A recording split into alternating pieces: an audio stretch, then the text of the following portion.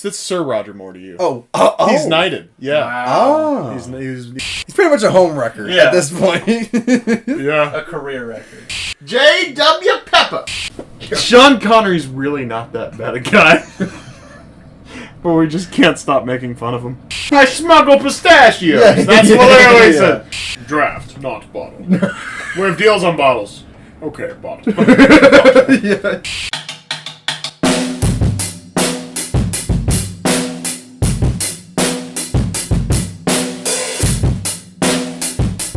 Let me get We're recording. And this one's already set up? Oh, you're adjusting your tits? Let me get... Which nipple do you have to adjust for? Yeah, I got your tits I've adjusted. got a couple of different nipples. See, that's why I have the blue dot here. Oh, that's your third the- nipple, yeah. The third nipple. I Couldn't have prepared planned it for any this better. episode. Yeah. Tri-nip. Tri-nip. Try nip Extra gun. appendage. What did he say exactly? I was going to sneeze, sorry. Oh, man. And then I did. That's it didn't the worst happen. feeling, isn't it? I know. I was like, you were like thinking I was going to say something profound. I'm like, what's he going to say? That's the worst feeling. When you're like about to sneeze. Yeah, it's right there, and then you it just don't doesn't come. sneeze. Do you think we might need an additional beer for this to... We might have to sink in a little. I can grab 2 more. Yeah, you get beers. That would be profound. That would be profound. Yeah, I think so. Brofound. That would be brofound. Brofound. Right there, yeah, for sure, dude. Bro, go found the beers. Yeah, go get. Yeah, for sure. Brofound the beer. Did you pause? No. No, we'll keep this shit, We're man. authentic. We're authentic as fuck around We're here. authentic for As sure, man. fuck. What is that? So this is a link. This is talking about the corkscrew jump in the Bond movie. Oh, okay. Or look at that big text. Can I read the first paragraph out loud? Just Read in it. case you want to use anything? Read it out loud, yeah. Alright, man. Well, this is behind the scenes of the groundbreaking stunt Yeah. in this James Bond film. The corkscrew car jump in The Man with the Golden Gun, made in 1974, is among the most spectacular stunts in the 007 series. In hot pursuit of Scaramanga, played by Christopher Lee, a.k.a. Saruman. Sir Christopher Lee, excuse me. In Bangkok, he was playing Bond. Bond, played by Roger Moore. Sir Roger Moore. Why the fuck is everyone knighted? I don't know. Dude, why are they all knighted? Fun fact. You do a couple movies. Christopher Lee and Roger Moore were super good friends from their early acting days, apparently. I like this, man. Alright. So, Roger Moore, playing Bond, steals a red AMC Hornet from a car showroom, coincidentally with a vacationing Sheriff J.W. Pepper. J.W. Pepper! Played by Clifton James. Do we know anything about Clifton James? I hope not. He just plays J.W. Pepper. Well, he's from Live and Let Die. Not my bayou. Okay. We know he was in the last movie, in the passenger seat. During the chase, Bond and Pepper find themselves on the other side of a river, forcing Bond... This is so far away, it's hard to read. Forcing Bond to reverse and make a spectacular... Yeah, and I'm a little drunk, too. I think I'm doing a good job. Yeah, you're doing Forcing Bond to reverse and make a spectacular jump across the water, spinning 360 degrees in midair before landing safely on the other side. I'm only reading the first paragraph. But it was a spectacular scene. It was an excellent stunt, and honestly, I was surprised that it was an actual stunt, and there wasn't, like, you know, any type of just, like, artificial, like, this was toy cars, or this was, like, on a... cable thing or anything. I think we got a little bit of bias. So what, you just read the first paragraph, right? I mean, yeah, I only read Okay, so I'll just get to the stunt part, right? Yeah. So the idea for the set piece started when stunt driver Joey Chitwood, who worked on Live and Let Die, sent director Guy Hamilton a photograph of a car undertaking a corkscrew jump. The stunt, designed by Raymond McHenry on a computer inspired by his work on a simulation of single vehicle accidents, was part of the American Thrill Show, staged by JM Productions. The so-called Astro Spiral jump had wowed audiences all across the U.S. and was now licensed to the Man with the Golden Gun team to immortalize on film. Based on mathematical and computerized calculations provided by Calspan Corporation in New York, the car had to be perfectly balanced so the driver and steering wheel are exactly in the middle. It also had to hit a curved ramp at exactly 48 miles per hour. 2 tachometers were on board to check this, meaning a long run-up was essential. On June 1st, 1974, day 35 of production, the crew, guided by stunt co-coordinator... coordinator. They put a dash between co and ordinator. That was kind of weird. I thought coordinator was just COO. Yeah. Is that a word? I think that's a word, man. Coordinator?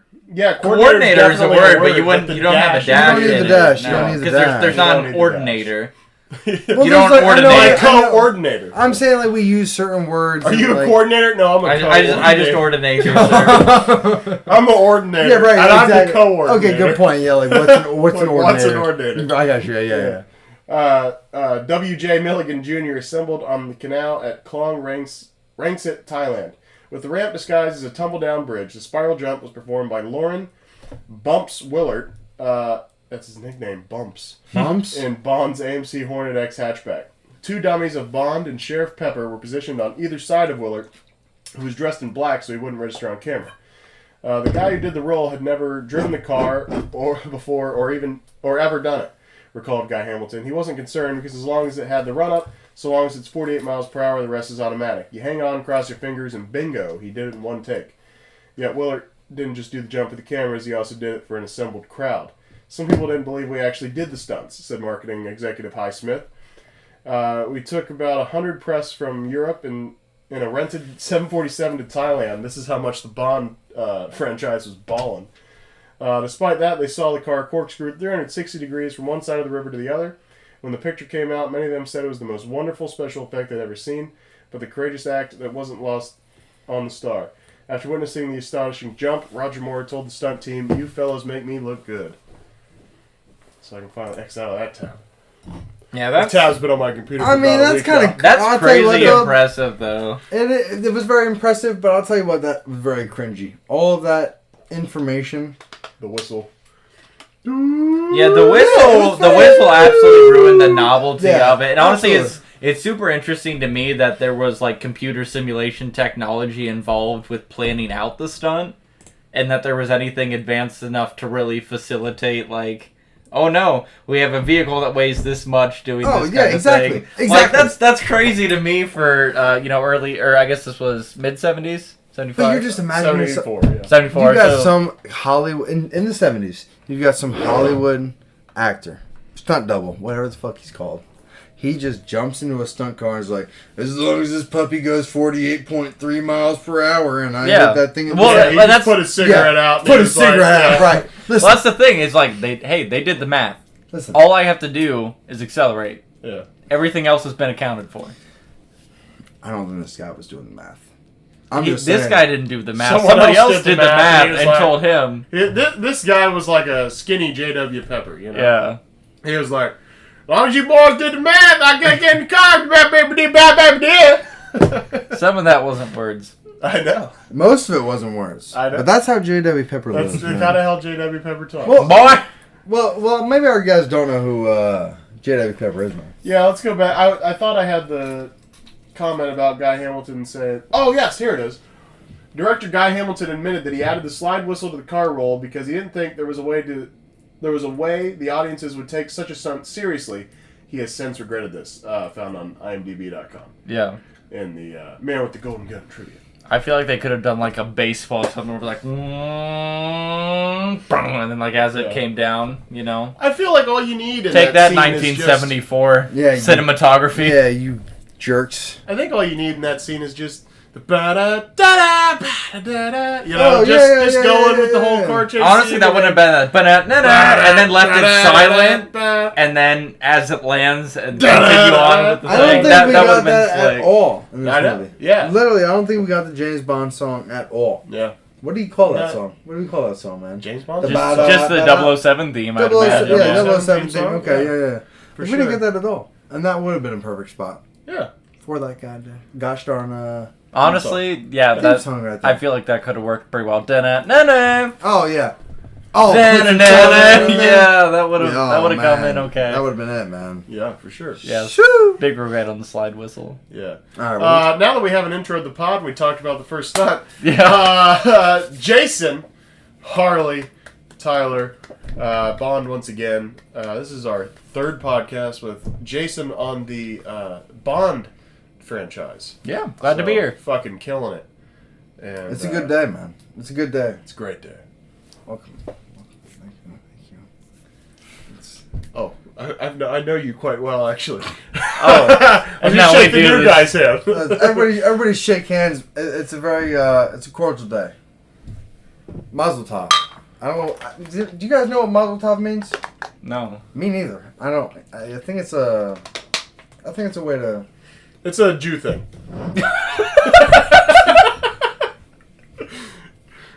For sure, it's a Jew thing.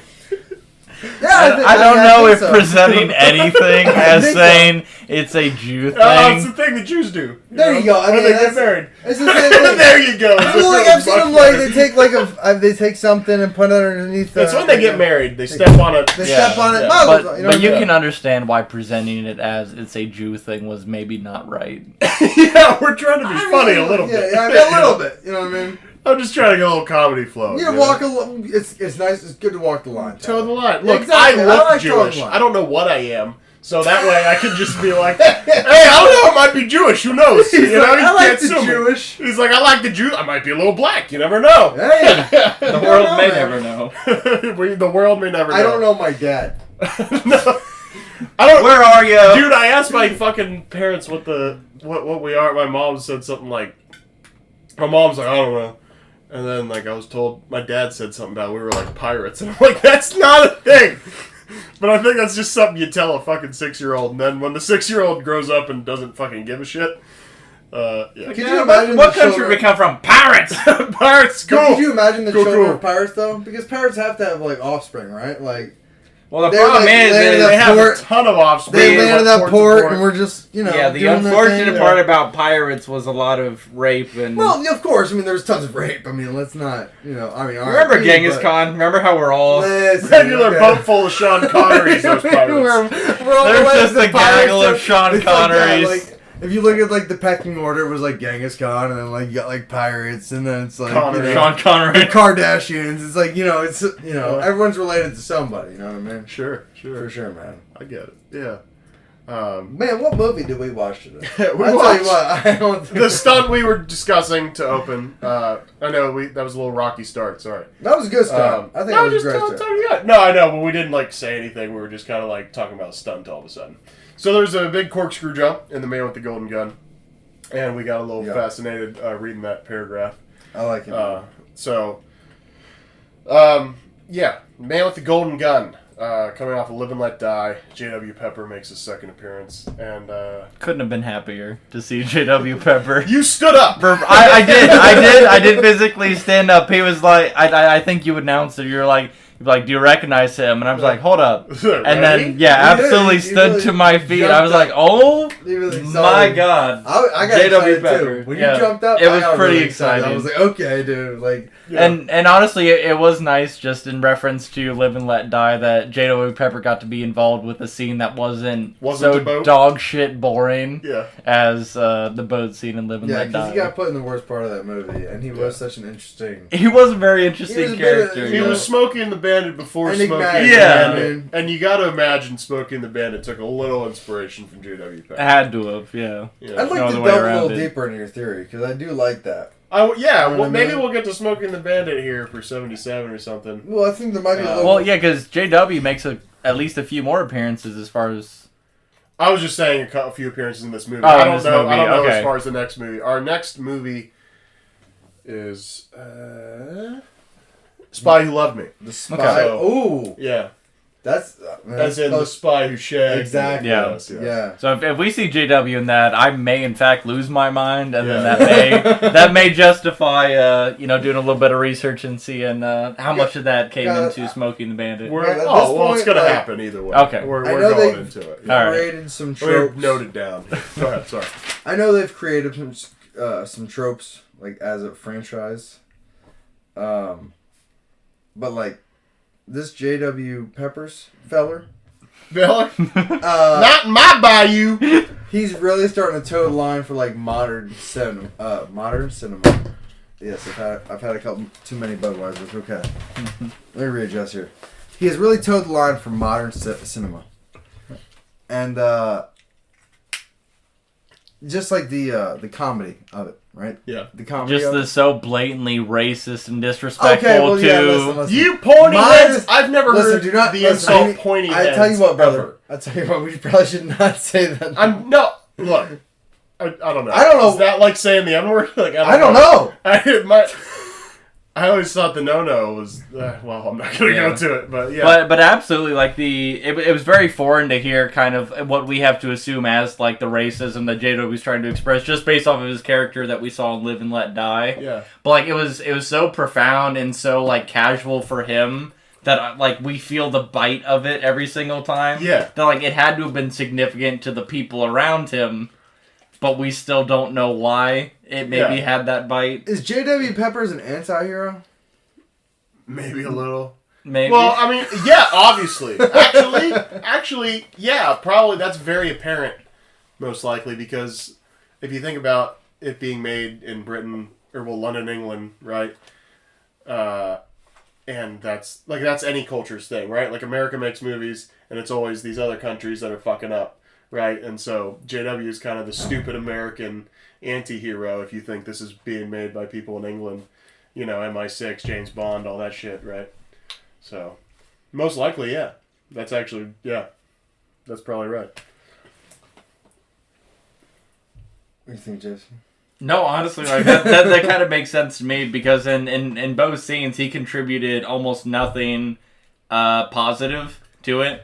Like in the scenario when we were in Live and Let Die, he was obviously very racist. He was about to Rodney King that fucking that one dude. Yeah. And then just proceeded to be like very rude to the assisting police force throughout the rest of that scene. Yeah. And honestly just like made a fool of himself, and then by the time that a secret agent! Yeah, like by the time everyone else got involved, he was just like so perplexed by the situation that he just looked like an ass.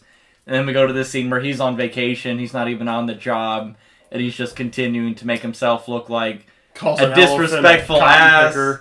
Yeah, honestly, the comment he made about the elephant, like, that blew my mind. That was even a comment. Dude, that it's insane, right, man. Yeah. But, so I would absolutely agree, anti-hero. Yeah. Because he contributed nothing towards the progression of the goal. Yeah. He was just a bad person. Just a terrible person. Just a bad person. Yeah. He's a bad guy. But, like, kind of had, like, you know, he wanted to, you know, at least help.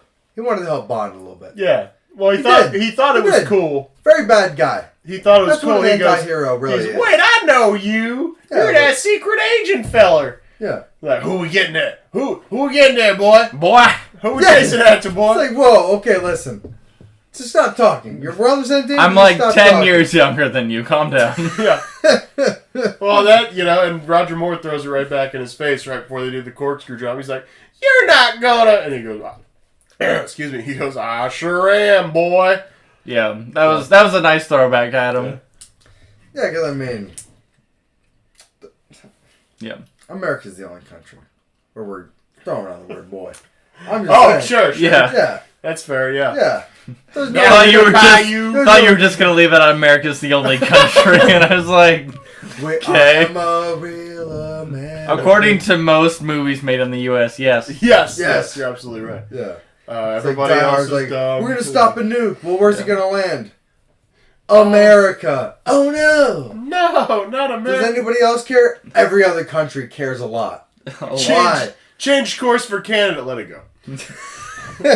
Crisis averted. Movie over. I am a real American. So how are we formatted? Are we going like start to finish for the movie, or? Yeah, I got notes. All right. Do we want to start with Bondisms? Roll through the Bondisms because he had a couple bad ones. Yeah. Let's roll through some Bondisms. The same way we did it last time, right? Yeah. I would say the first is he's talking to Moneypenny in the front desk. He goes, Moneypenny, you are better than a computer in all sorts of ways, James, but you never take advantage of them. Moneypenny's a dirty girl. Yeah, very, very horny for James Bond, and James just nowhere interested. Never shows it like that. Moneypenny's a horny girl. You got to go. Yeah, she's always been dirty, man. There's the rare. It doesn't happen all the time, but there is the rare like reverse Bondism where someone says it to James, and Moneypenny is often the one that does it. Yeah. And honestly, it's kind of funnier that might be like what catches James off guard. Is that it's like her like flirting with him, and he's like, "Hold on, I'm in control. Whoa. I don't know what to do when I'm the target. I fuck your face. Yeah. That is a new, real quick, for The new anybody. Sean Conneryism. Yeah, the new Sean Conneryism is no longer like the Rape. whore and bitch or anything about rape. That's disgusting. He wants He wants to fuck he your wants face. to fuck your face. This is based on nothing. It's just as it evolves. Well, we're 2 movies removed from Sean Connery, and we miss him. We miss just him keep dearly. blaspheming Sean We Connery. miss him dearly. Worse and worse, and it's And great. I want to fuck your face. Anyhow, that's the new running joke going on. So Yeah, he's a monster. he's a monster. He's a monster. He's disgusting. So he meets a belly dancer. Real quick, In Macau. before we move Yeah, on to go. belly dancer, Yeah. sorry. I don't know if this sounds like misogynistic or mean. But Manny Penny, is this her last movie? Because she's looking old. I don't know. I did not look ahead to the credits. You all right over there? Hiccups. Okay. Oh, man. I was like, So I'm trying to turn away. I was like, you throw up all over this table. Luckily, we'll have it on video, so At least we'll have it on yeah, it'd be video. an excellent bonus scene. Nice. The worst thing in the world, though, is hiccups. I will tell you that. Maybe not the worst thing in the world. It is pretty uncomfortable, Possibly especially when you've been drinking and you're like on your way home. Because you're like, definitely if I get pulled over, it's over. Yeah, because as soon as they pull over, license and registration, you're like, sure, and you're like, you might as well just arrest me. Like, just give Son, me. have you been drinking? No, I haven't. Had one. Had a beer for dinner Yeah. So you're just like, I get hiccups when I'm nervous? You gonna buy that? Nope. Okay, arrest me.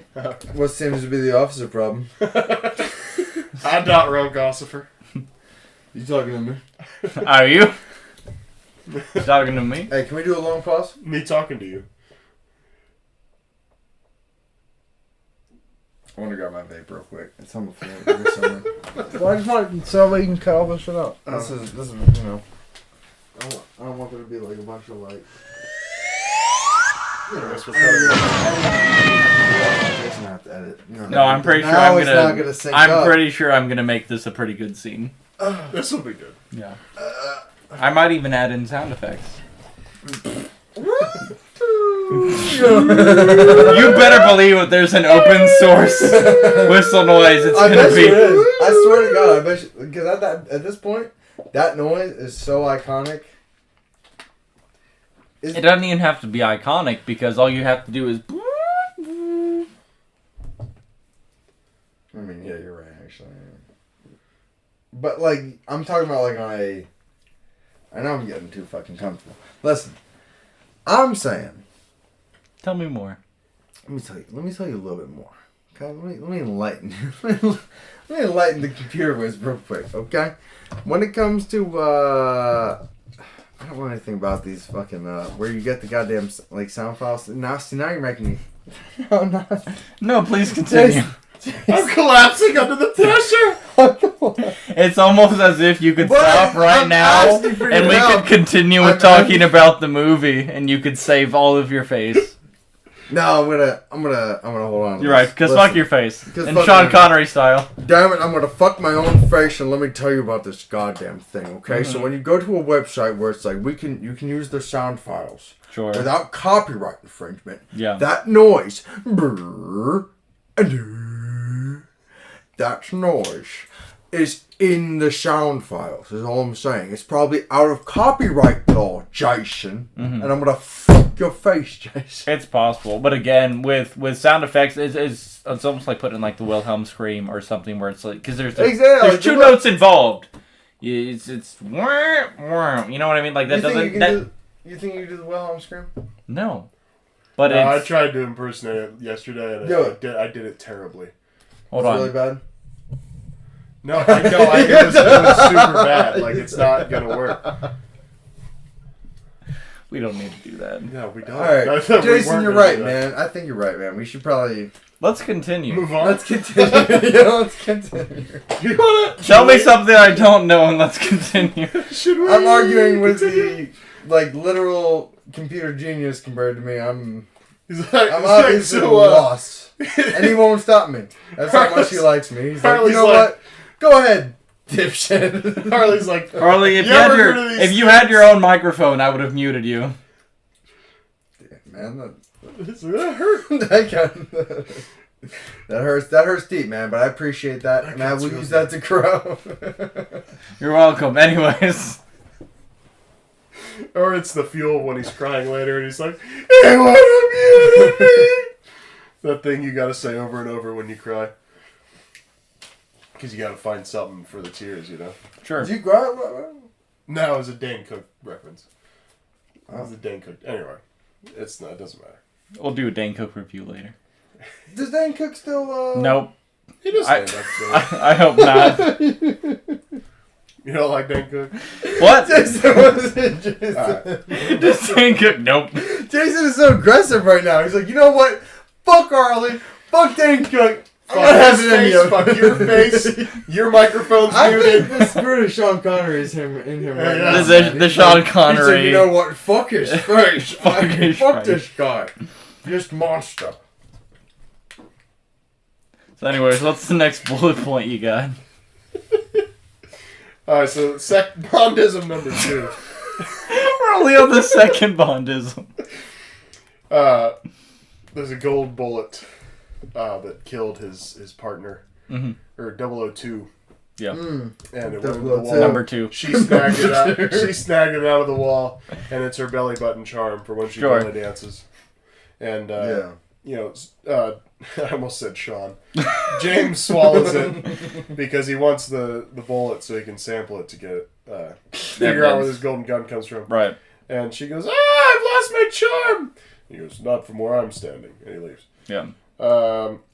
That one's Bondism. a little weak. A little weak. No, that's what I said. Some of these Bondisms are rough, but Yeah. you can, Honestly, they I tee like it up. I like the build up of it, you know, where it's Yeah. like it took that much where like he had to get it into his mouth and then he had to beat the shit out of 4 guys. And he or swallowed 2, it by whatever. accident when he got hit. Yeah. That's the whole thing. Yeah. So did you have to poop it out, or? That's what he said. He goes, get me to a pharmacy. And then all of a sudden he's in Q's lab. And he's like, So he probably went to the pharmacy to get some, you know. laxatives? So that was the whole thing. Was it laxatives That was or did he get something to induce vomiting? I was genuinely confused. Like I was like, okay, so Well, so it would have made more sense for him to throw it up because Probably. when you've consumed something that recently, you probably have a better chance of throwing it up than waiting. What about your metabolism moving though when you're beating the shit out of 4 guys? I'm No, asking just because of questions. I'm asking it's questions. metal, you know, it's a Okay. solid material, so your stomach acids. There's no way you have enough time to process listen, that. Jason, let me tell you, I've seen James Bond down 3, 4, I mean up to 8 martinis in like an hour. Sure. Okay, so this guy is a heavy alcoholic. I've never seen him. His throw up stomach once. acids. Well, luckily His stomach lining. his kidneys I mean, have his no stomach involvement lining- in this process. I mean, he's probably got stomach lining like this, man. I'm just saying, he's built different. James Bond is built He's different, built that's for different. sure. Let me tell you, I've never seen him drink a glass this will of probably water. never come up again, but the "I'm just built different" is my least favorite saying that anybody has ever heard. Charles, if you listen to this, you're laughing right now. I love that saying. I man. fucking hate I it. love it, man. 'Cause I am. I man. like That's making sim- I like simply am. making fun of that statement to be honest, but yeah. I simply am, man. Built different. Yeah. Alright. So, Yeah, I do feel. I can't say it out loud because I feel. I so feel what like I an was asshole. saying was But I mean, online when you're beating somebody in a game, I know you don't play, games. You play games, man. You're in the. I mean, you're fucking playing a goddamn shooter. You get an ace. Let's say you get an ace in Counter Strike or an ace in Valorant or something, man. I know you don't know what that is, but listen. When you get you get all the way in there, and your brain is just. Here's the problem: when I exceed, I know your brain does. when your I brain does this exceed- way more than me. when I exceed in You're those way types smarter of than me. games, it's an accident. But you're not going. Oops, you're going built diff. I'm That's what not. you're doing. I No, you am are. going. There must have been an endless amount of miscalculations on the other guy's side You're a that psycho. involved in Let's my go. winning. Roll. Go ahead. Next. What's pick. the next So Bondism? what I was getting at is these Bondisms were weak because, and you know it's a Bondism the way they tee it up Yeah, Yeah, because it's kind of like zoom in on Bond like it's a heavy T. yeah. So anywho, Heavy tea. Lots of next tea. Bondism, the sinking ship that didn't sink is the new MI6 Yeah. embassy in China, if you will. I'm glad I complained about that. About like, oh wow, it's I so heard both of you convenient. guys doing it, and I was like, Just wait. Just wait. You're like, just wait and see. And so Bond walks in and he goes, everything's like this, and he goes, it certainly gives you a new slant. Mm-hmm. And I love staging for stuff like that where they have to build things on a slant and he's pulling himself into rooms and stuff. Yeah. It's very fun for them to actually. Did you guys notice that the floors were straight, but just the walls were like curved? So and that's kind of how they build it, because like where they have like the desk and everything and the guy sitting up, obviously that has to be straight or things have to be bolted to the floor. So the way to make it look like it's slanted is to slant the walls rather than slant everything else. Had to be a nightmare. Like... And that's what was so cool. Like practical effects from like 70s, 80s, 90s are so like big brain. They did so much work. Yeah. It had that like Alice in Wonderland effect. Yeah. Exactly. That's exactly. And I felt like I was eating magic mushrooms. You know what I mean? I mean that's excessive for the scene, but I can understand where you're coming from. Like, isn't that like what she does? Doesn't she like go in like the what does she eat? She falls inside of a tree. When she's like becomes small. Oh, there's a potion, like a tea or something. There's like a big tea? potion and a small potion. Is it a tea? I don't. Maybe we should throw Alice in Wonderland in this series. Anyways, what's the next one?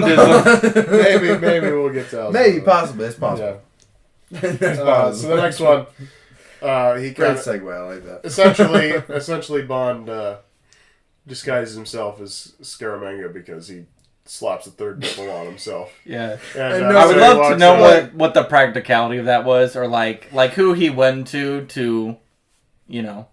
Oh, he went to M. He just called Q, and he said M. Q or M. What's the guy in the Q? He says, I just need this one thing, Q. We were talking about Sean Connery fucking people in the mouth, so we didn't. You guys didn't catch it. Yeah, there's definitely small scenes. I missed a lot. He goes, I will need one thing, Q, and he writes it down, and he goes, really, 007? And he goes, I know, quite perverted. I don't know if he said perverted, but... Perverse or something like that. Yeah. Perverse but necessary, or something like that. Anyway, he gets out, and his buddy, Lieutenant Hip, is like, did it work, blah, blah, blah, He's like, he must have found me quite titillating.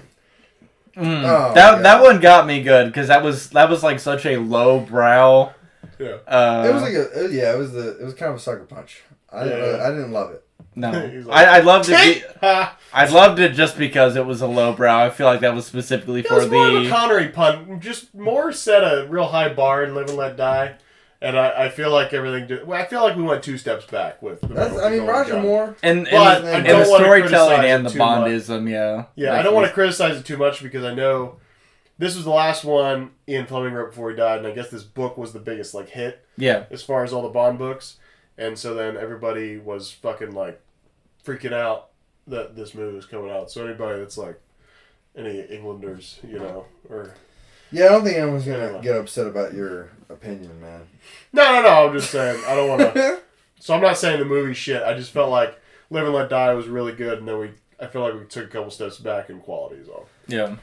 Well, we also haven't read the book. You got to remember that too. Yeah, the books, I guarantee, are a lot more kind of, specific with certain scenes. But just cinematic interpretations and whatnot. Live and Let Die was definitely, I think, maybe a better interpreted. You have to cut some corners, obviously. Yeah, I would love to read making a film from a book. Yeah. After seeing these movies, it really would give me a different perspective on it.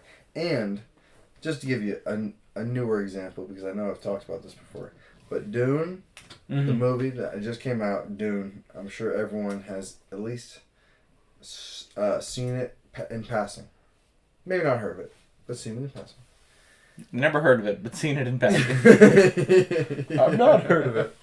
I've seen it in But passing. Visually, that sounds familiar. But I read the first I've seen a dune. I know what a dune is. A sand dune? I've once made love in a sand dune.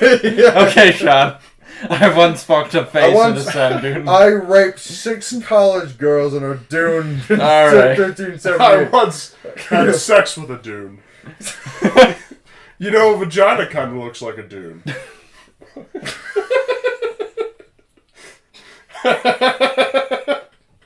Next Bondism. Next. Anyway. He's leaving, and good night.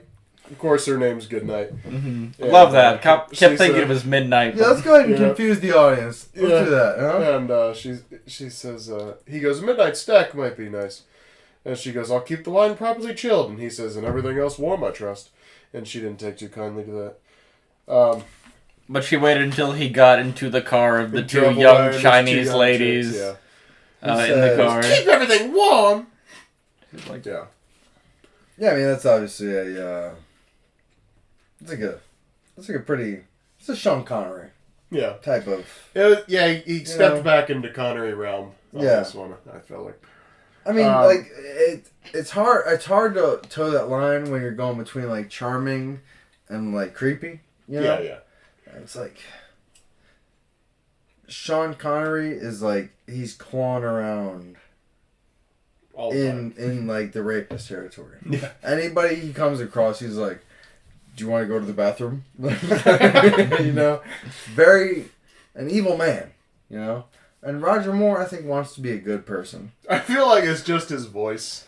Because I feel like Sean Connery probably wasn't a bad dude, but that voice just it works so much better with the rapey personality. Dude, we were looking at 60s movies last week, and Yeah. there's a Sean Connery movie called The Hill, and like all we could think of was just Sean Connery sweaty, going up a hill going, oh, this fucking hill. You know? That's all we could think of. Just, oh, this fucking hill. An hour and a half of him like trying to overcome like a couple of sets of like sprints up a hill. Yeah. He's like wearing an army hat. He's like, oh, fucking, oh, do you want me to go back to the fucking hill? I just imagine him at like a Bob Evans or a fucking like an IHOP, and he's like trying to order some pancakes, and he's like, "Come here, whore! I mean, come here! Yes, I need your order. Yes, come here. Yes, I would like 3 pancakes and a martini." Shaking at her, she's like, "Oh, Sir, well, this is sir, this is IHOP. We don't serve Some alcohol martinis. here." Like, listen here, whore. Listen, I mean, bitch. I mean, yes, you monster bitch. I need you No, you're right. You're listen, right. cow. You're right. Listen, cow. I need you to go ahead and get me Going to Macau. what I've ordered. That's all I got. Anyway, Yeah, next one. the next thought is this one's a lot of horror. I didn't write it down. Is when he goes and they're getting the bullet, right? He gets the bullet to the Q's lab, and he says they can't really identify where it came from, and he goes, "You have no idea what it went through to get here." You know, with the whole getting shot through the back into the wall in her belly. He swallowed it. He had to regurgitate the whole thing. And then he goes to the source of the golden bullets, and he aims the rifle at the dude's crotch, and he goes, "Speak now, or forever hold your peace." Oh, It's pretty good. Yeah, that was did pretty you guys good. notice that the subtitles even did the right piece? Yeah, the PIEC. P-I-E-C, yeah. I noticed that. I was like, huh. Honestly, that's a small thing I've always loved, and just the way that subtitles are usually based off of the script writing rather than like the actual live performance, because that's easier to do. Is that true? I didn't Yeah, know so that. like I didn't know as far as like when they write up like the subtitles for stuff, a lot of the times it'll be based off of like what the like final version of the script is versus what the actual like final take of the scene is. Which is why your stuff Why will you were vary also- sometimes. So yeah, some Wow. words may be added or subtracted or just like rearranged slightly. Because you even said at one point, you're like, "Don't you love?" Of course, you made sarcastic.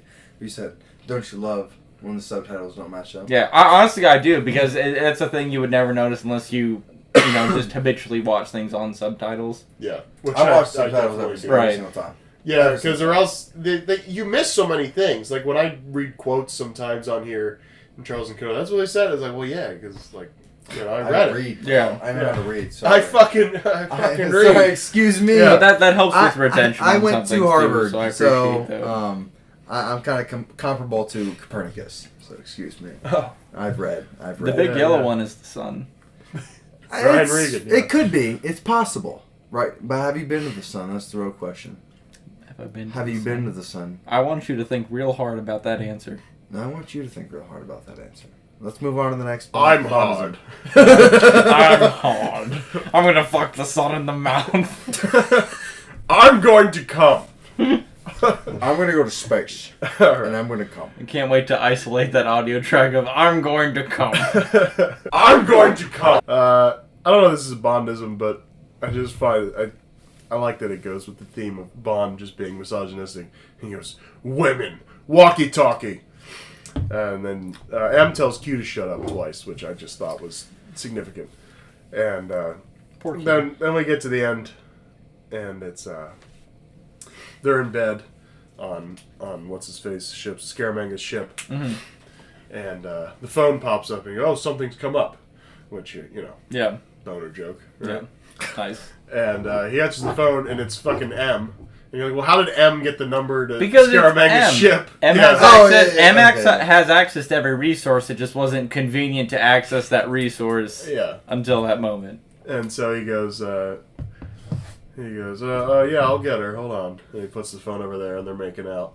And he goes, 007, you there? He's like, she's and coming. He answers and he goes, she's just coming, sir. Yeah. Nice. And then she goes, good night. He's like, Good yes. night. And Good he night, picks sir. up and he goes, good night, sir. And he hangs up. Yeah. Oh, shit. And then the one other Bondism, which I wrote at the bottom here because they didn't have any room. So it should have been before that last one. But this is what you call a Mexican screw-off, gentlemen, which I did not like. Yeah, that one landed so poorly. It just wasn't good. It was a bad one. Did you get the one about the 69 where you both said nice at the same time? Which I thought, It wasn't quite a Bondism. We just both kind of said. Yeah, they were just talking about They were in Beirut 1969. 69. Because that was, I was about to say that was when they were talking about it would have 002. been a car, right? They were It talking would about have a been. car. No, No, I think it was 002. got killed Yeah. in Beirut in Oh, okay. 69. Oh, yeah. It would have been a Bondism if, like, Bond was like, Nice. how erotic or some Yes. shit like that. I would like to take Moneypenny in the back office and perform. Now, listen. So Moneypenny reporting for 69. And now that I think I'm in that phase now where Sean Connery has become like aggressive. Yeah, I mean, He's like, I don't like aggressive Sean Connery. I like the calm, smooth, collected Sean. Yeah. But, like, near the end, it was just a lot of drinking and, like... Right, so, like, he was much more belligerent of, like, taking women by the arm and shit like that. Come on, bitch. Yeah. I mean, whore. Whore, yeah. Which he never said. He Just to be clear, in no Bond movie did James Bond ever go, I'm gonna fuck her in the mouth. Bitch, I mean whore. Never called her bitch, never called her whore. He did smack a woman. He did. And he grabbed a woman by the arm. These are just interpretations that live rent-free in our head. Lazenby was the first Bond to slap a woman, just to be clear. First and only. Well, then Connery did it, and then Roger Moore did it. Why did they keep that scene, man? That was a 70s thing, apparently, of the slapping of women. As something I read. It was more of a 70s trope, slapping women. So. But, like, really? what was the trope serving? I don't know. Okay. I don't know what they're doing. It's the maybe. same reason J.W. Peppers called everybody pointy heads. Yeah, you're right. And he called an elephant a cotton picker. Maybe we'll look like into I don't that. know what was going on. I mean, technically Yeah, he was that picking was- his pocket. That was so fucked. And, was like, I just don't so know why. crazy It just racist. felt so fucked. Here's the thing. But it's an elephant. You can't be racist against an elephant. But, Right. like, I just knew it in my bones that was a that fucked was up wrong. thing. Yeah. I knew you were going to hate that elephant. I knew it. I knew the elephant. The second the elephant came in the scene, I was like, J.W. Pepper's not going to like this. Yeah. And he said, And of course oh, that motherfucker right there. Yeah. Oh, my. It's rough. Yeah, JW was not the kind of... So, now we'll get to the beginning of the movie. Excellent. We did the Bond is 43 Only minutes 43 in. minutes in. Yeah. We'll get to the beginning This is of how the we like movie. to start the podcast, man. This is just an introduction. Yeah. I just found the opening sequence so odd. Like, his little funhouse deal. I don't know why that got... What was that? Let me... Real quick, let me just ask, because you guys might have the answer. Mm-hmm. So, my perception of it was that he was just some goon that they paid him to maybe, like, enter the funhouse and try to find him and kill him. Yeah. Like, that's why he had the money in this thing, and that's So why s- TikTok took the... So Scaramanga is obsessed with kill. Like, he loves to kill. Sure, Right. he has a golden gun. But, yeah. But as with every James Bond person ever, there's the theatric involved with it. Right, this Well, guy loves the... Yes. He loves the thrill of the chase, right? Like any good, Psychopath, yeah. monster. Yeah, Yeah, absolutely. yeah. So his deal is, he's also made this deal with Knick-Knack. Knick-Knack. You know, let's talk about Knick-Knack for a second, man. I think we need to talk about Knick-Knack. And his brother. Good old Paddywhack. Yeah, good old Patty. Where's Mom? She's giving the dog a bone. Where's Dad? He's rolling home. Don't worry, he'll be here soon. Oh, poor guy. I imagine Paddywhack as like an Irish bodybuilder. Yeah, just like an inversely giant of a man. Yeah, like complete opposites. Yeah. Like, it's like Knick-Knack. Knick-Knack is a little person. A small Chinese man. As you know, little people were exploited in older cinema. And they were, I mean, there was no hole, you know, I don't know what the saying is. I think it's no holds barred or whatever it is. There was no holds barred. They went straight out and they were calling him the M word. I mean, every chance they got. The M word. Man, I'm not going to say it. I mean, Yeah, I heard N and I was like, no, you and I watched they definitely called him like a midget on a couple occasions. But, like, grand scheme of things, like, I didn't feel like he was, like, demeaned on a lot of occasions. I feel like James, when they were in the boxing match, like, he kind of made a few comments that were kind of, like, talking down to him. But overall, like, Knick-Knack's character wasn't really insulted for being... Have we ever heard the word Fink? So... Because he calls him that. He does call him that. I heard Yeah. Fink in the intro to Fallout New Vegas, where the guy who shoots you in the head in the intro sequence says, "I ain't a Fink, dig." And that made me think a Fink was in relation more so to... like a snitch or something like that. So, and that's more so what I was thinking it was like a snitch, or more so like a person who was like messing up the plan kind of thing. Good. Okay. Good, see, that would make sense. Dude. I didn't know if it was some midget slur that I was going to get. No, I don't. You know? I honestly, I would have to really hope that there isn't like a long list of midget slurs. Oh, Jesus. I don't think we should be saying midget, man. I think, like, you know... A little person. A little person. Yeah. Right? I mean, you know... I mean, I would hope. We're hoping a lot of people can hear us, right? Yeah. I hope a lot of people. I mean, I hope it's clear that there's never been any hatred in what we're doing here. We feel no. There's no hatred. There's no hatred towards midgets. There's no misogyny. You know what I mean? Midgets are cool, right? Like, yes. We like midgets.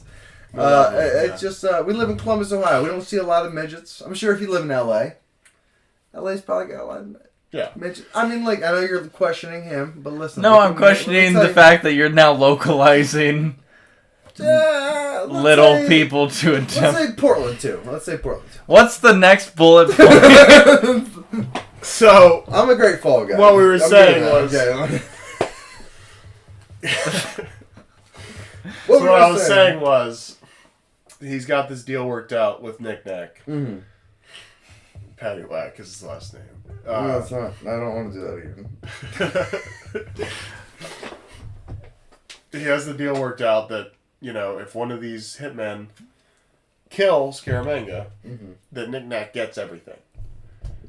Like the whole island, the whole shebang. The whole thing. Right? Pretty slick deal. And obviously Knick-Knack wants that. Of course. So, but Scaramanga likes, you know, to play this challenge game because he likes the chase, as we said. And so basically, Knick-Knack brings him in, gives him half the money, and says, you know, you get the other half if you succeed. Right? And so, dude comes in and tries to kill him, but Scaramanga has the advantage of it's his fun house, but Knick-Knack hides his gun. You know, so he's got to go through the fun house, find his own gun, and then he's got to shoot the dude. Mm-hmm. So, the reason those hitmen come, and he gives them half the money and says half after, is because Knick-Knack is like, well, if you do it, I'll have the fortune, I'll give you the other half of the money, and Scaramanga likes the challenge. And it was even evident by the end of that intro sequence that Scaramanga was like pretty much in on it, and he was like, "Oh, like Knick-Knack, you'll have to do better than that. Yeah, like this wasn't enough of a challenge." Me yet. Yeah. So and there's almost like that nice back and forth that it's like their goal is kind of still the same, even though they're in kind of almost like this like you know, like servant master kind of partnership. Yeah. That they're still going towards the same type of end goal, where Scaramanga's probably gonna have the most fun of actually being killed. Yeah. But that's an odd dynamic because you figure Knick-Knack just knows the whole the grounds, the layout, right. Well, yeah, because he gets like his little peek hole that goes through in like a couple places. He's got all these cameras. Yeah. So many people. Well, and he's talking to them and like basically egging on whoever the would-be assailant is. Yeah. This is not about And he Ager of honors. You know what I mean? Oh, let's talk about Tabasco product placement. Right? Oh, yeah. Mix Tabasco on a plate, and it's just, he's like, Knick-knack, Tabasco!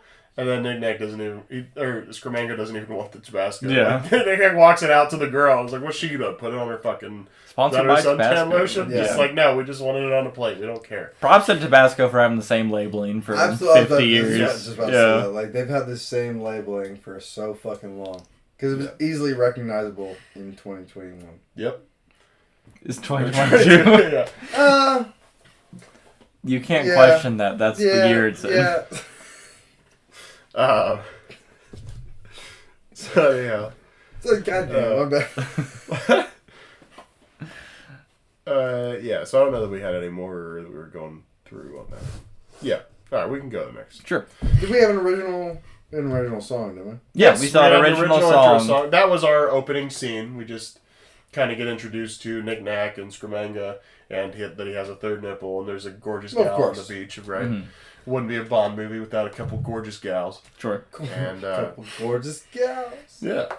And then we have our original song opening credits. Mm-hmm. Not as good as Live and Let Die, but still pretty interesting and a fun fact that we looked up about it. Yeah, go ahead. Go right ahead. So looking it up there, I was trying to find something out about Christopher Lee, who plays as Scaramanga, but the lady that they used in like the theme, so like the sequence where it was the naked lady.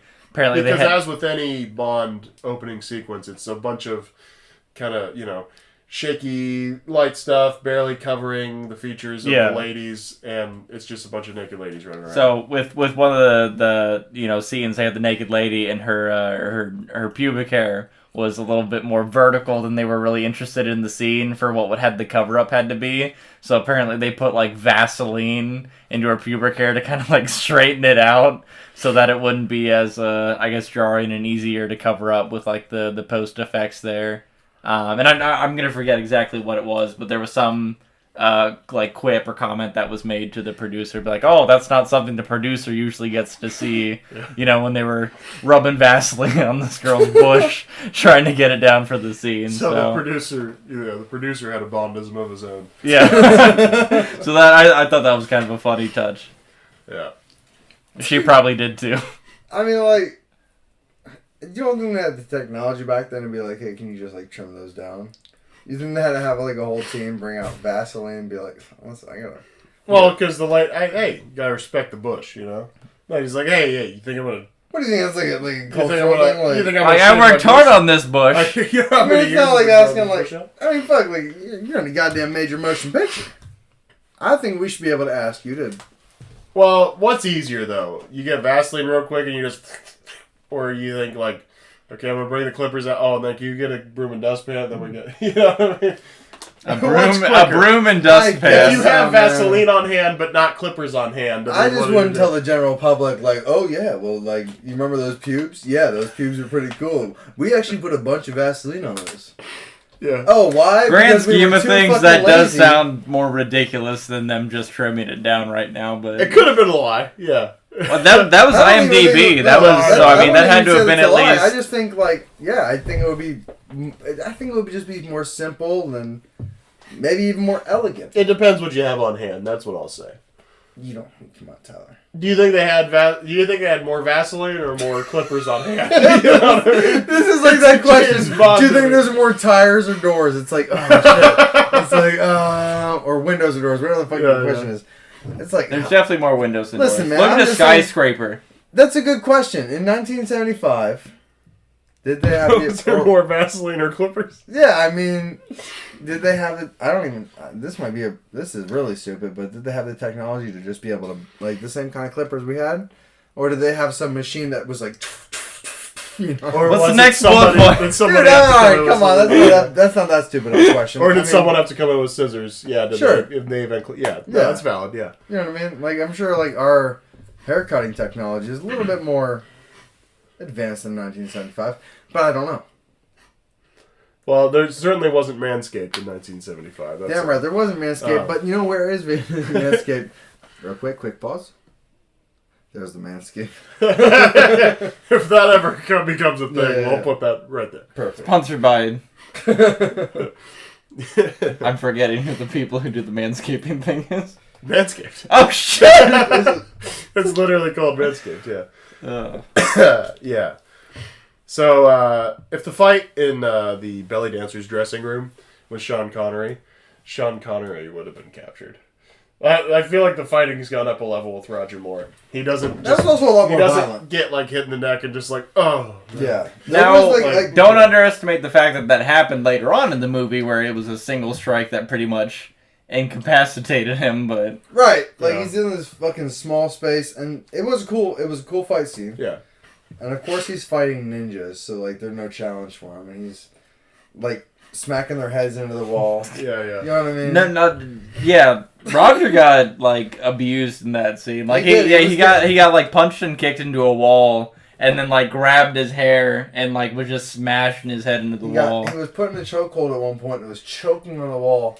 Picked up some aerosol. Yeah, he picked up the aerosol can. Sprayed some guy in the face. I mean, he was really going real. He was really giving it to him. Very violent. That was survival instinct, like of just I'm getting out of here. Which I like. I honestly like that fight scene. Yeah. I don't know if it was It's kind of nice where it's like fighting for your life rather than just, oh, I'm superior than you. I'm just going to kick your ass and leave now. Yeah, like the Austin Powers judo chop. Yeah. It's like just to get through you. There's definitely a novelty let me do some fucking in the ninja struggle. stuff. Yeah, there's some, for sure. It's like, okay, I've got my life on the line. And at this point, the movie's doing good. Yeah. Doing all right. We are 17 minutes into it, so. Listen, we got some time. Her name is Goodnight. Wow, and Bond isn't interested. That's different.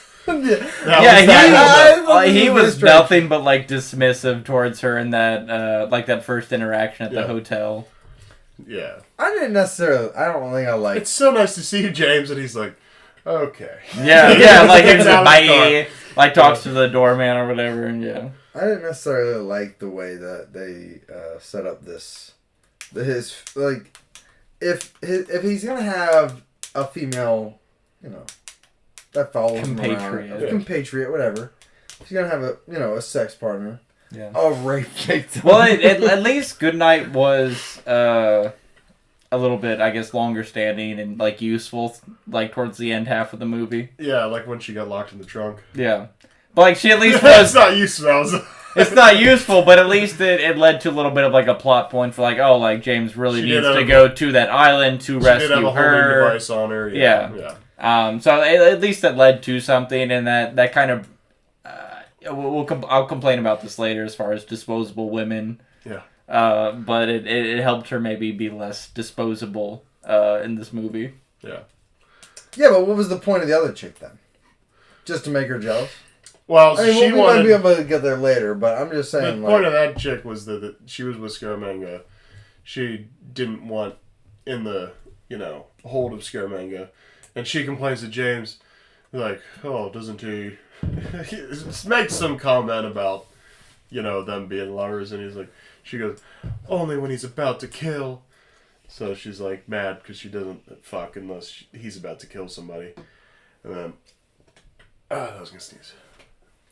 It's right there. You got it, man. Look at the sun. Look at the light. You got it, man. You got it. It went away. Dude, don't tell me, man. So... I hate that, man. You gonna be okay? Did you just get emotional because I couldn't sneeze? I hate that, man. Gosh. How are we ever going to get past this? Yeah, for sure. So she's with Scaramanga, and then it was revealed we were also then talking about Sean Connery fucking people in the mouth. And so we missed the part. I mean, I watched it alone first, so I caught it. But she's talking about that, and she reveals that she sent the bullet with 007 on it, and she had to get Scaramanga's fingerprints on it, which wasn't easy for her to do. Mm-hmm. She sent it because she wanted Bond alerted. She wanted Bond to investigate and save her. Which again goes back to the whole ridiculous premise that the international man of mystery type deal, everybody knows Bond. And they're even talking to High Fat which is a ridiculous name. When he's talking to him, and he's like, oh yeah, Bond, well known, yeah. And he's like, who the fuck is that? Yeah, it's like that's not a great point. That's not a good thing for the secret agent. Well, no, to be because well High known. Fat, he said, like, should I know him? Like, High Fat had no idea who the fuck 007 was. And then 007's like, and that was yeah, you should know him. He's pretty awesome, actually. And that was kind of a funny scene where he's like trying to like he's talking himself up via third party. You know, he's like, oh, he's a big fucking deal. You haven't heard of him? Even by my standards, he's pretty. All he did was cool. throw a third nipple on. Yeah, he just threw a third nipple on. I was like, okay, yeah. It's like peeling off in this scene. It's like, oh no. Yeah, and so if he's undercover, the fact that you'd be talking, you don't know who James Bond is. When he like, had the third nipple on, is he 007? Nice. Yeah. I like that. It's good. It's good. That was good. Let me get one more of these. There you go. So the point of her is you don't have a mystery without her. I'm just saying the way he generally treats women is generally shitty. The last movie he treated her pretty nice, right? Like he's getting his way up in the whole actually treating women with respect, right? Yes. But this movie he was just like, stay out of the covers, whore. Like he went back. It is funny and we because talked there's this about whole kind of that around scene of, the woman's already in the bed, but then the woman walks in the room and he covers her up, and then he's like, yeah, you almost got me. That's why I go with the old 3-pillow trick. And he's really smacking her on the ass and then in the sheet. At most of the movie, she was just kind of stuck in the trunk of a car. And he had to go save her. But the trunk of a car, in the closet. Now she's saving the day by she has to sleep in the closet while he bangs. Yeah, for 2 hours. For 2 hours. Right. So it's like, and I'm excited to see what comes next because I want to see if there's another helpless person stuck in a closet. Yeah, that's becoming the Roger Moore trope. Yeah. That he always throws some woman in the closet because he's just getting so now, fucking tail. And he's also keeping kids off of boats. Yeah, granted, Live and Let Die, she guided herself to the closet, and then Moneypenny just kept it on the hush-hush. Yeah. In this one, he kind of threw her in the closet, but... Yeah. Do you think they had a focus group where they were like, okay, watch this movie and we'll see what reactions you give at certain points, and they were like, okay, so this works. Oh, they all liked people being thrown in closets. This thing's really cool. Keep that. So a lot of novelty involved. I like the racist Louisiana cop on vacation. They like that. But what do they like about him? They kept calling them pointy hats, and they laughed, but I don't know why. So we're just gonna let it. Yeah, we're gonna keep going with that. Do they like the fact that he was the only good part about that scene, or do they like his racist comments? Well, what year is it? 1974? Yeah, it was probably the racist comments. It was all the racism. It was tons of it. Yeah, the secret base. It's a cool idea. I mean, we kind of covered the secret base thing. Yeah, secret base was neat. New slant. I feel like more and more the later we go in these movies, M just always seems kind of dumb. Like when he's asking about stuff, he's like, "Well, why is that?" And then everybody's always explaining everything to him. Yeah. And then he just becomes belligerent, where he tells Q to shut up twice in the scene. Yeah. I just find that funny how, because he used to be kind of he would challenge 007 a little bit, and then 007 would show him up because he's like, "Oh, don't you know anything about brandy, you dumb fuck?" And butterflies, right? And butterflies, don't you know your butterflies, you dumb shit? Yeah. It was very intimate. That was a very good relationship. But now M's just kind of all right, what? As it has been. Tell me. He's an old man. He's what's going on right now? It's almost like an impatience with the I'm no longer fit for this game. Just move on with, the theatrics and let's just it's a man accomplish our mission. It's a man ready to retire, and James is the one who's going to take his position. And it's pretty haywire. You know what I mean? Yeah. And we meet Chu Mi when he has the third nipple. Which definitely, and then the wine bottle later is Fyuk, which Fuyuk. right, yeah. Fuyuk. So then and of course Roger Moore's like, Fuyuk, and I don't know. So definitely, very good. Definitely, the combination is where you get the Fukumi and fuck you. Fuck you. Yeah. I don't know. We might have to pause and do Austin Powers after Spy Who Loved Me, just out of respect for Spy Who Shagged Me. There's probably a proper time There's gotta where be something in that movie that we probably. I don't know. We should probably get through Roger Moore, and then do Spy Who Shagged Me. Fair. And then once we get, I don't know, once we get through the Brosnan and Craig, do we do the third one or do we go? We don't have to talk about it now. I mean, don't you think like Goldmember is kind of like well, obviously based on Goldfinger, but like, I feel like, I don't know. I mean, we could just spend a weekend and be like, all right, let's watch these two, and then we can put them out whenever. I was just kind of like spacing them out amongst the series so we can find out where we get all the tropes. I like the spacing personally. Space them out, and then before we do like the new movies, just don't even do any more before the new movies. Because I feel like the new movies. So you think like after Brosnan, just like I don't know like the order. You obviously know the order. Connery, Moore, Dalton, Brosnan, Craig. Okay, so yeah, and after until once we get to Craig, no more. I mean, obviously. So like after the Brosnan. So after Brosnan do through. Yeah. Or we could do it after Dalton and then because Brosnan kind of works into that. They start in the 90s. Okay, so then, yeah, after the Dalton. And yeah, we got the Brosnans in the 90s and the last. Yeah, we've got some time. Yes, the last Brosnan one is 04, and then into Craig. So. I've never seen any of the Brosnan. I've seen only. Yeah. I've seen the Daniel. They're all right. They're decent. They're all right. They're decent. They're decent. They're fun. At least Die Another Day is. I'm not like a big action movie person, man. Yeah. Like I just don't. Die Another Day is the first time you see like one of the sweet fucking Aston Martins, and then there's this like ice hotel. It's pretty sweet. But moving on. Let's move on. Yeah.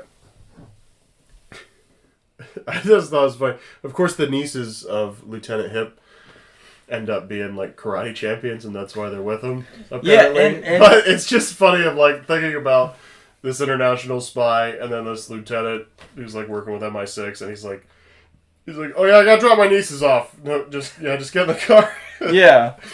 Well, that's the thing. Like when I watched that, I was really confused. I was like, why are there just two like schoolgirl, like Chinese ladies in the back of this vehicle? Yeah, like it was a little weird. And then they show up later, and they just slay fucking ass. They turn out to be like 30 fucking trained. Like in, I don't know if it's karate or kung fu, whatever they were doing there. Well, the two gals were changed, and their father owned a karate school. A karate school is what the guy said. I don't know if we're all karate there or what's going on, but boy, did they just fucking lay ass. Whipped all these dudes' asses that were like supposedly these super trained fighters. That dojo was lit though.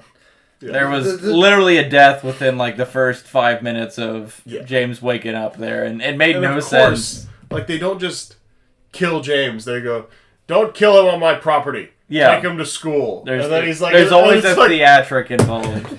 If you guys would just kill him, like this movie's over now. This series would have been dead in the 70s. Fucking Knick Knack was gonna kill him right there with a pitchfork in the fucking courtyard. And they're just like, no, not here. I mean, you know what we need to do is we need to send him to Macau. Yeah, we send him to Macau. He needs to fight a bunch of guys. How long is that going to take? 27 hours by flight. Yeah, it's a long time. Yeah. Don't worry, he'll be somehow passed out for all of it. He'll be drinking a martini in his right hand and then handcuffed in his left. It'll be okay. He'll be fine. Make sure... No, of course you have to serve a martini. He's James fucking Bond. That's Bond. You gotta give him. You'll remember we talked about this in the last movie. There was like a contract they had, like Enterprises had to sign. For, like these are the minimum accommodations for someone you're about to kill. It's like you definitely got to give them like a martini. You have to offer. You have to feed them. If they come in like. Would you like to see my bayou? Yes, it's gigantic. Yeah, if you come in if they come in raggedy clothes, they have to be spruced up. Yeah. Give them the proper facilities. Your finest linens. Yeah, give them the proper facilities and linens to really dress up that death. Absolutely. Fucking theatrics. Real quick, you can cut this if you want to, but could you imagine like writing a movie, like writing the script for like almost like a Freddy versus Jason scenario, but it's more like every other James Bond versus Sean Connery. You know what I mean? And like, but like Sean Connery still has like the generic judo chop powers over everything. And, like, all he does is drink the whole movie. You know what I mean? And like everybody else is like actually doing spy shit, like they're smoking in the streets and shit. You know what I mean? That would be actually be a pretty good novelty. In his window and he's just drunk, and he's just, wow, what the fuck are you doing here? Get out of my apartment. And that's how it would have to be. It would have to be like a rated R skit thing where Sean Connery like, "The fuck are you doing?" Yeah, exactly. Like, I'm gonna fuck you in the face. And they've all got They guns. walk up with guns, and then Connery just kicks, chops it out of their hand. He's like, "Get out of here, idiots! just I'm Connery. trying to drink and sleep." and Get out of here. rape. Yes, I've got Connery's some. trying to Listen, do his tomorrow shit. I've got some rape. He's like, these classic moves always used to work. He's just Yes. getting his fucking ass beat. Yeah. Get the shit beat out of him. Oh man, It's that'd be a script. Oh yeah. All right, next Bondism. No. Next bullet point. Next We're bullet past the point. Bond. Sorry, we're Next doing Bond bullet point. Yeah. Bond Next point. Bond point. Yeah. So after the So then his ninjas who friend kick just it. drives away.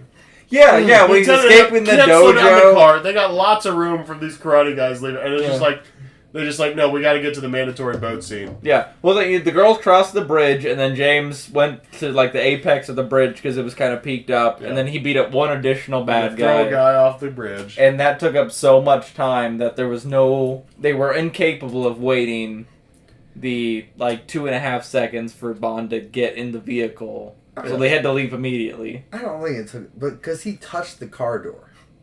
It I didn't know. take up that And much it was time. like, dude, why? And like, because they're like screaming, and he's just like, just driving. Like, what the fuck? And He's like, I gotta protect my nieces. I don't know.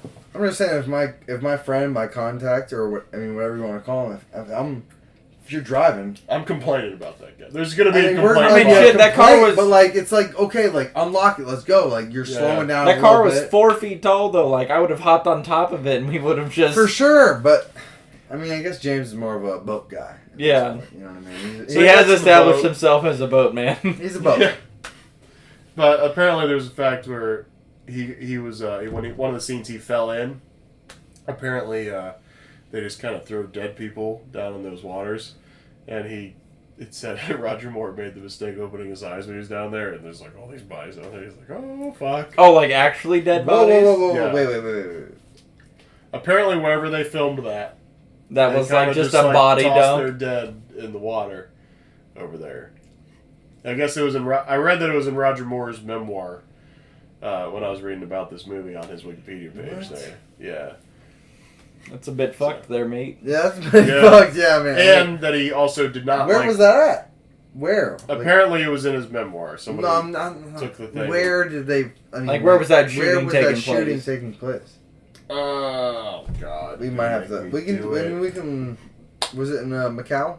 It must have been Macau. It was either in Macau, or it was in Hong Kong, or it was in... And this is off the IMDb, tribute things. In his autobiography, Sir Roger Moore said that when they were filming the boat chase on the Klongs, he fell in twice. Whatever the Klongs means. The first was on purpose because they told him not to do it, and the second time was by accident. On the second fall, Moore made the mistake of opening his eyes underwater and saw what the local undertakers did with the bodies of the less fortunate.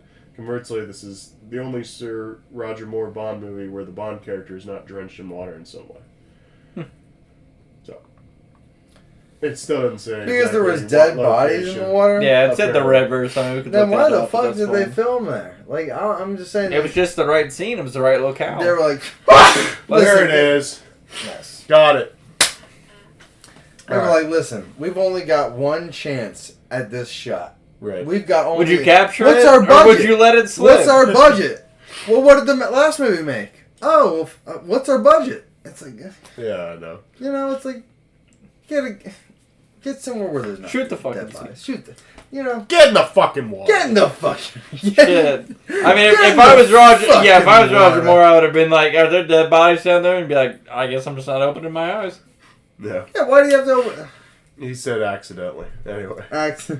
Oopsie doopsie. Oh no, a dead body. It was. It was. But Sean it did say Connery's somewhere, I can't find where the thing is. I don't remember where the thing is, but he said that he didn't want to throw the kid off the boat. He said he did not want to do that. Yeah, and I mean, it just looked bad. You know, the kid jumped off the other boat, swam to his boat. Tried Like, to I'll sell give him you stuff, 20,000 baht if you'll make this boat move. Yeah, boat you'll go make this deal. faster or whatever. And he's like, Exactly. and he's like 20,000. He's like, Okay, I'll and have to then owe ya.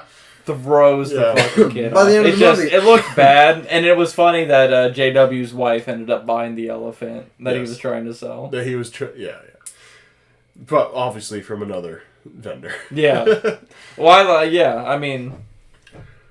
A friend left with that, Did the Kid Dirty, The Return of JW. God, JW. Love it. Uh, I mean, I hate him, but like at the same, it's one of those love-hate relationships. He's a novelty character right now. Yeah, he is. Because like if I were to know if JW was in this room right now, I would ignore him. Because he'd be, you know what I mean? This would be an uncomfortable podcast then. Very uncomfortable. we're just sitting here. It's a JW. And now a word from JW. Now a word from JW. Stupid porny heads. Yeah. Yeah, that's what he says. And then, so I said, this bitch, why didn't she just tell him that, she wanted him to rescue her when she first met? Because he goes in the hotel and, by the way, see a nip when she's in the shower. Yeah. I Yes, love like how Bond Sour just Patch lets Kid. himself into women's hotel rooms. And Well- then he's like, I'm going to watch you shower and then say hello. Because women respond positively to that. Yeah. And then when she's all like freaked out, he's like, "Oh, got a water pistol there, huh?" Yeah, it's a water gun. Yeah. Yeah. So anyway, we did the frame by frame, and there's definitely a There's brief, definitely a brief boob. nip. There's Yeah. a boob, but we couldn't agree on the nip. I thought there may have just been the coloration of the tile that's in the back wall. Which Um, I'm open to. Yeah. I'm very open to because you were it right. was a very didn't dark move. colored nipple, and it didn't seem like it fit, Didn't but line it's up. very possible. For sure. It's definitely open to speculation. I'm going with nip. But yeah, so she like makes him drag this information out of her, like he literally twists her arm and shit, and then they drink champagne. At There the was end. a Sean Connery And then Vietnam flashback there for a Yeah. moment.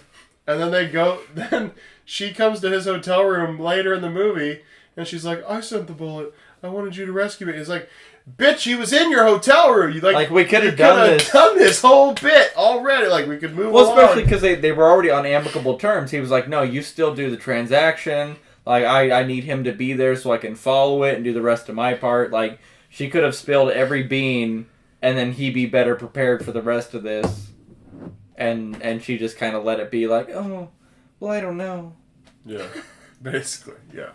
I'm a disposable woman. I'll probably be shot later." Yeah. I will be shot later. And then he gets Goodnight out of the closet after he spends 2 hours banging the other gal. Good for him. And like he goes to kiss her, and then she walks out, and I'm like, I think Connery could have banged the second gal. Yeah.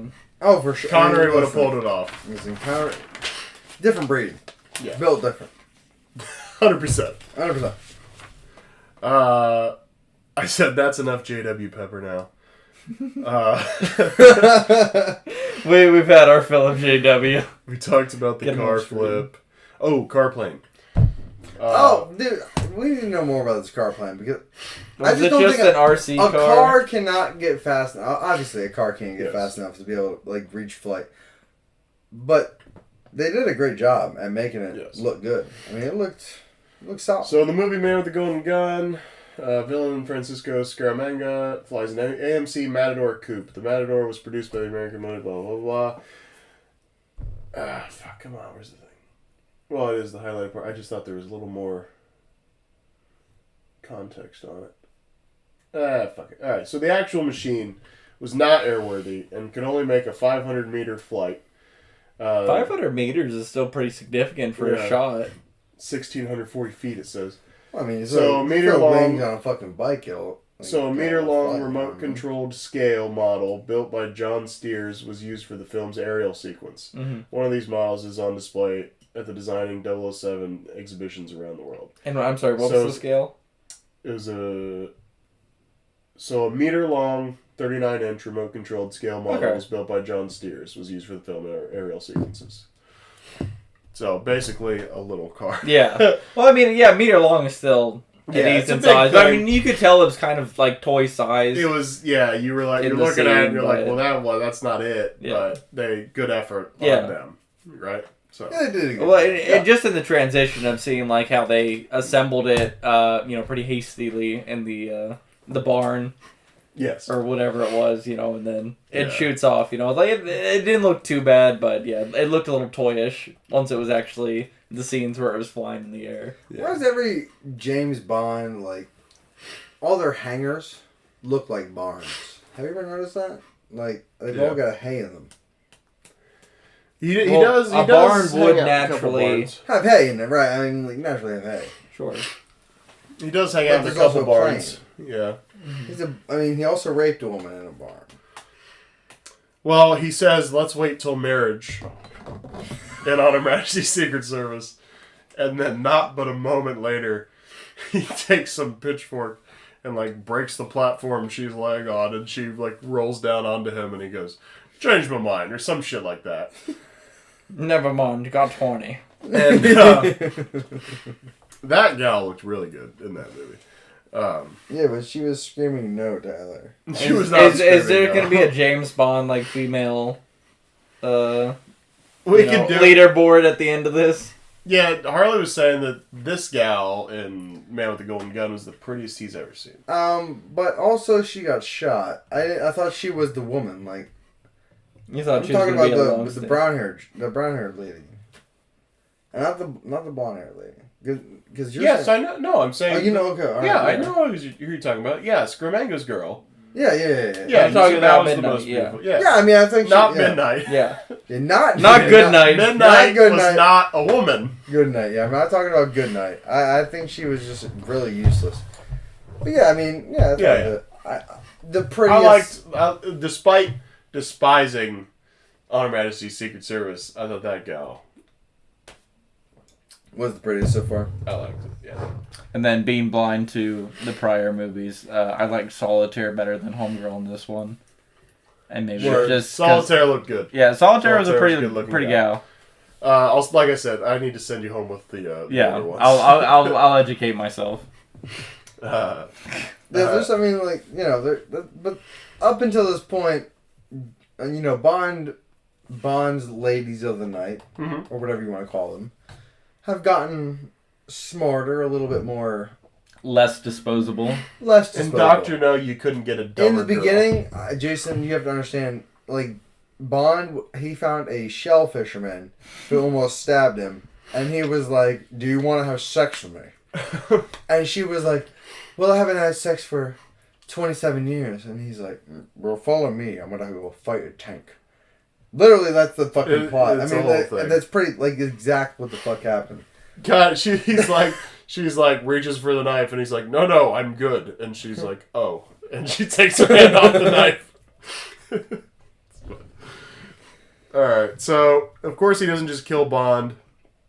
These supervillains and their egos. He shoots the champagne top off the Yeah, bottle. once he gets to the island. You know, could have just shot Bond right then and there, but of course, then him and his theatrics, they're sitting at the table eating lunch that Nick Nack prepared. Which, of course, like, Nick Nack could have just fucking poisoned the lunch.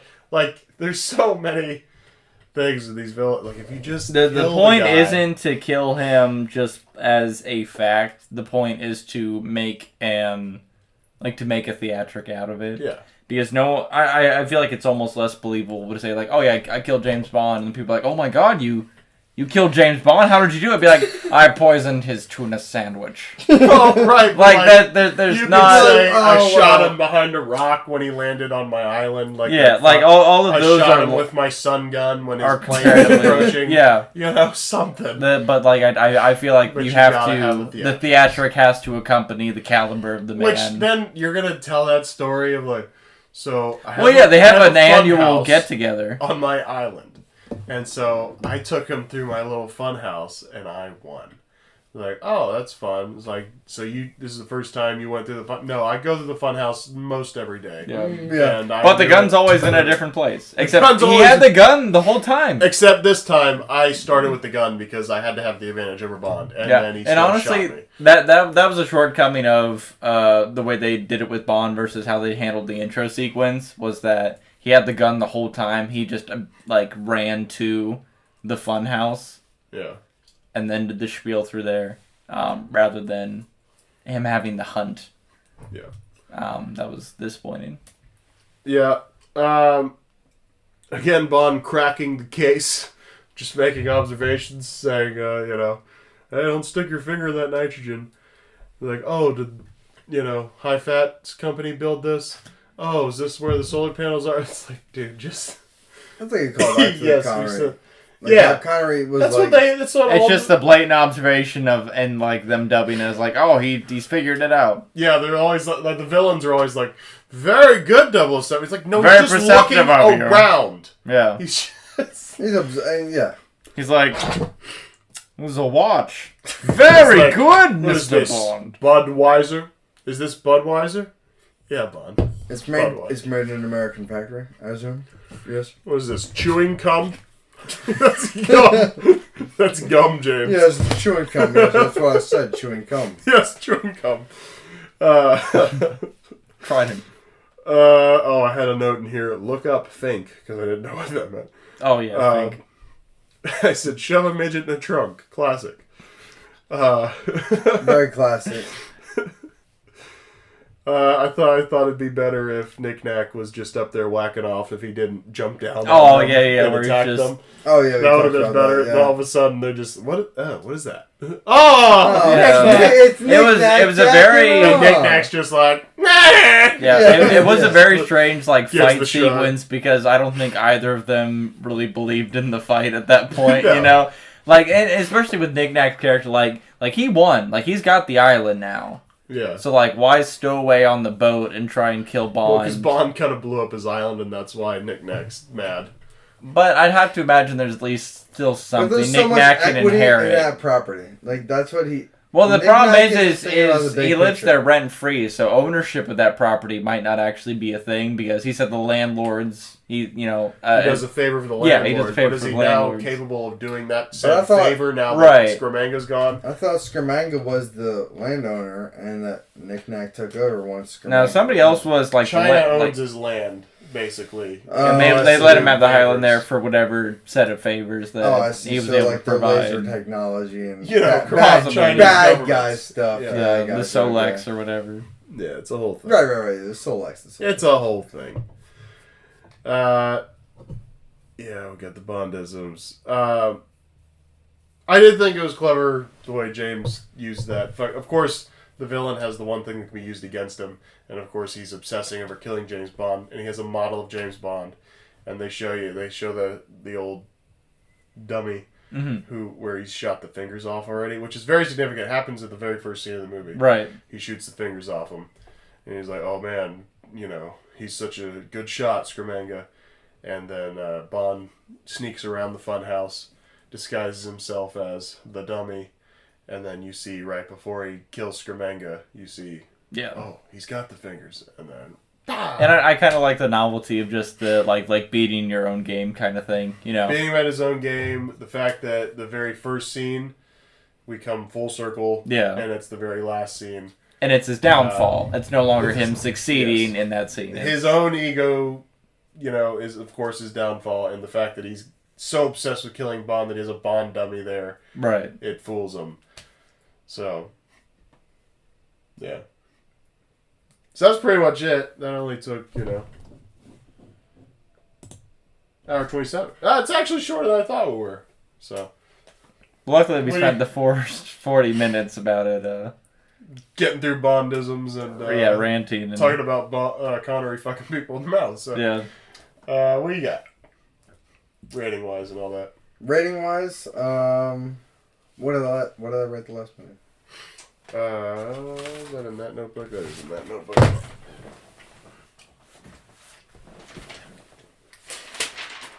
Hold on. I think I rated it a 7.2. Is that what I I'll put rated it it? back here. That's what it did. There we are. Live and Let Die. Harley, 7.5. 7.5? Yep. Wow, that's deep. That's generous. That's generous. I actually For Live and Let think I Die, might have we to enjoyed change- Live and Live and Let I Die was did- actually pretty I great. had a pretty good experience with Live and Let Die. Man, this is tough. This is I'll tough. tell you right now. I'm going 6. It's a D for me. I was gonna say, just due to like the change up on how like the change up of the equation on how they did Took a step back. they took a step back and steps. well, let me tell you the Bond lady. Yeah. I don't like how they formatted it. I know that's not the right way to say it. I've had too many goddamn Budweisers. Okay, I buddy. understand. Okay. Just throw a number out. You don't have to. All right. You don't want me to explain it? All right. Fair enough. Well, it just seems like you're struggling. That's all. So if you want to explain, I'm not. you I can could. It's just not good for cinema. Okay. Don't worry, we I'm can fix it in going- post. We won't fix it. Let's go with a. Don't worry, I'll fix it in post. I'm going 6.6. All right. 6.6, man. Jason, what you got? I would say 6.5. I think I did a 7.5, maybe with Live and Let Die or It something. was a 7. Yeah, 7. Okay. Yeah. I'm going 6. I felt like it took a couple steps back. The Bondisms weren't as weak. I felt like Live and Let Die came in real strong. Mm-hmm. We want to do budgets and whatnot for this guy. Sure. Budgets and box office. I mean, fuck yeah. Live and Let Die. The budget was 7, and the box office was 161.8. Mm-hmm. And that's with a handful of re-releases. Yeah, and I haven't done the research on that, but I imagine however it worked out, because we did some reading on Dr. No, Goldfinger. It was through some re-releases and whatnot that they got the inflated box office numbers, which it seems most movies do some double dipping. They're juicing their numbers, but yeah, we want to guess on budget for the man with the 8-1. gun. I'm going 8-1. What do you got? I'll go with 9. 7 again. Hmm. You want to go box They're office? bums, dude. I'm tired of these fucking. I know, they just don't I spend hate the money. it. And I'm like, last one did okay, huh? We're only printing money. Let's not put any money into 180 million. these. Yeah. Yeah, it's like Jesus Christ. Alright, so what do you got for box office guess? Box office. What did So, the last one make? 100. 161.8. I'm going 190. I'm going to go under. I'm going to go 130, but if we're maybe doing the U.S., maybe closer to like 40 I only or have 50. the total one from the Okay. Bridge.